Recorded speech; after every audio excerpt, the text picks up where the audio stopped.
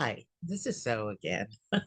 Um, I want to take just a few minutes to talk about being a caregiver and feeling alone or overwhelmed.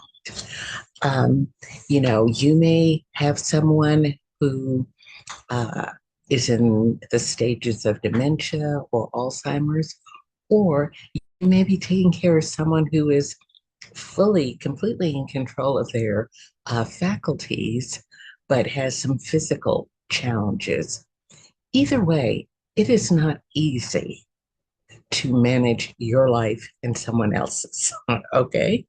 So I wanted to start out by telling you a story of when I was 4 years old and I lived in a different country. So, they started reading earlier.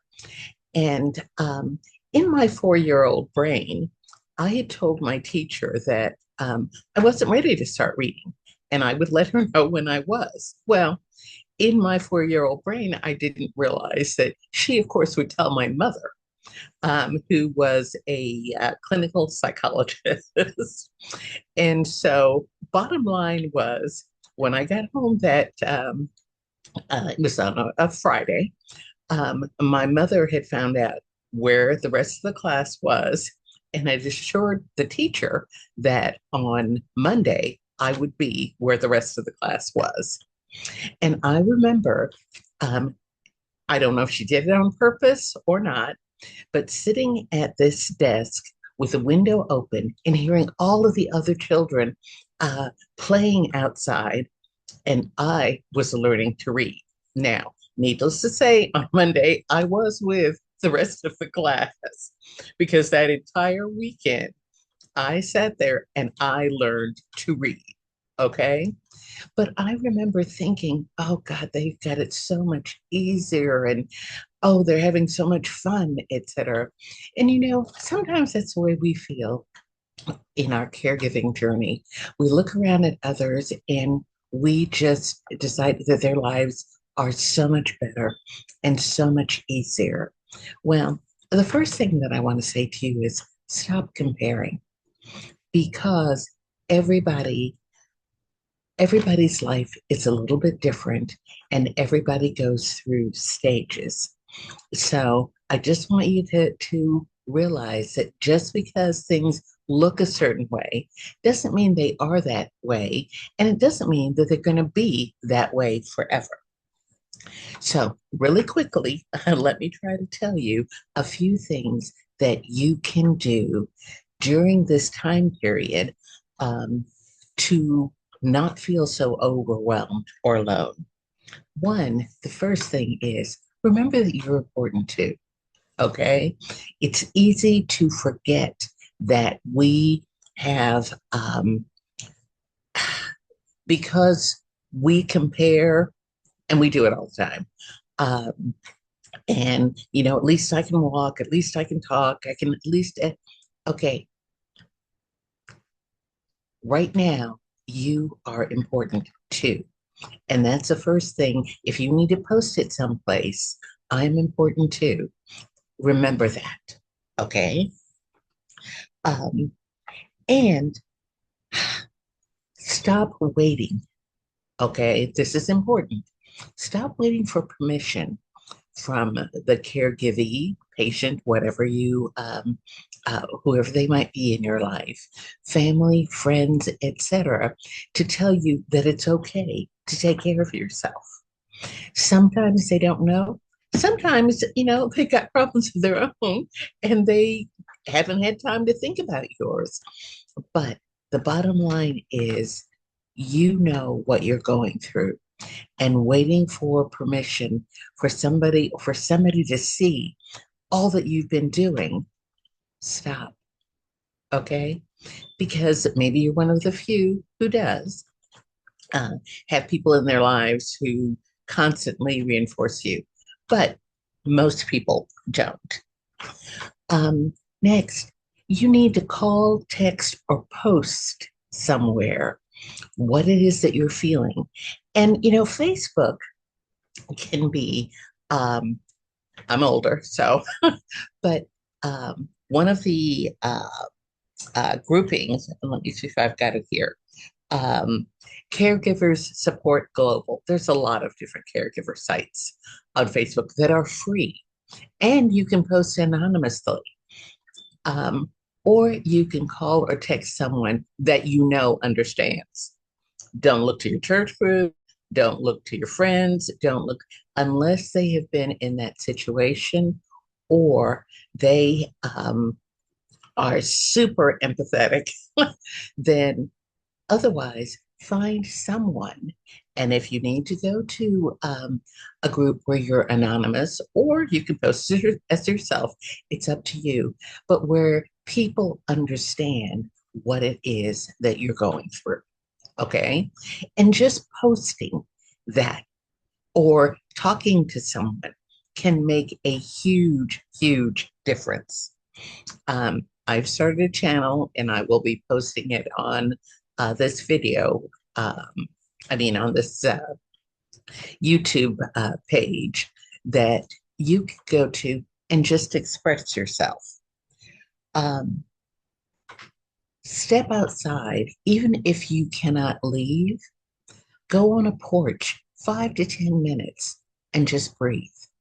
Okay. And understand, I'm not talking about acute situations where you're hospitalized, the person, maybe taking their last breath. I'm not talking about that. I'm talking about the regular day to day to day. Okay.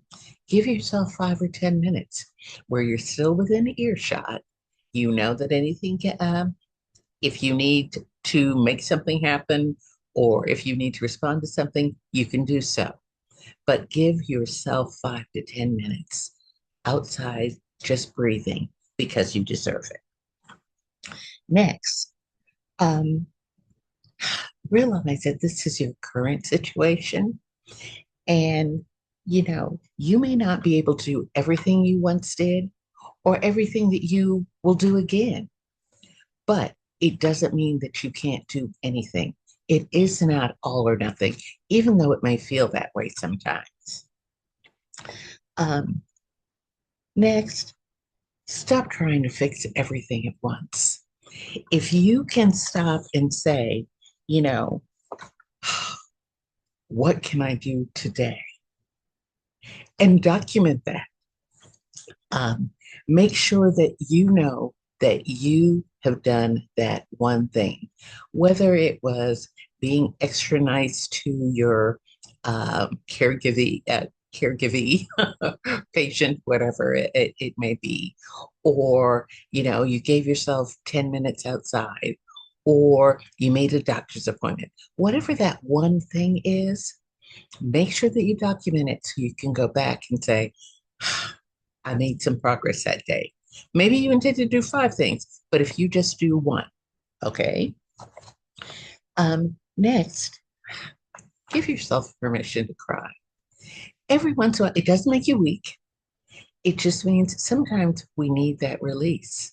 Sometimes we can't believe that our life is what it is right now. And sometimes we just need permission to cry, get it over, set a timer if you need to, 10 minutes, get it out so you can move on. I don't know if you've ever had that experience where it's right here and you keep trying to tamp it down, but you can hardly do anything else because it's right there. Go ahead, let it out and move on. Next, you need to ask for specific help. Don't say things like, I just need some help, because most people don't know what you mean. Now, if they've been there, they understand.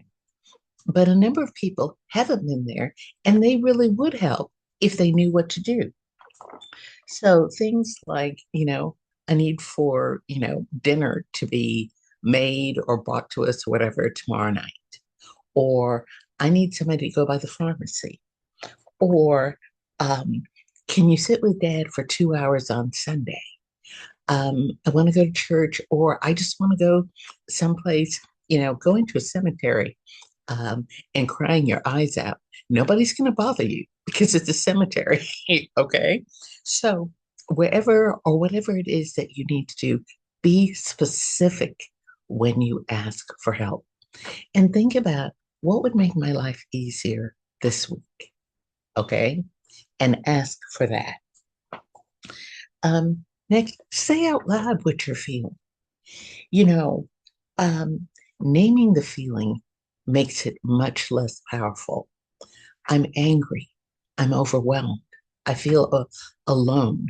Whatever it is that you need to say, whether it's to yourself or in a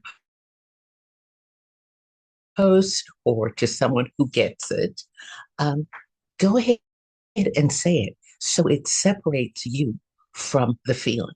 Okay. Because that is what it is. It's a feeling right now. But if you allow it to overwhelm you, you become one with it and it becomes more powerful. Two, I mean, not two, also, lower the standard for today. Maybe the dishes can be done tomorrow or, something else that you had planned today. Maybe today isn't the day. Like I said, make sure, aside from your regular caregiving duties, you're doing and documenting one thing. Three, you know, you don't have to do this perfectly every day. You are human and you're allowed to feel human. So when you are feeling alone or stressed or overwhelmed, take one or more of these steps.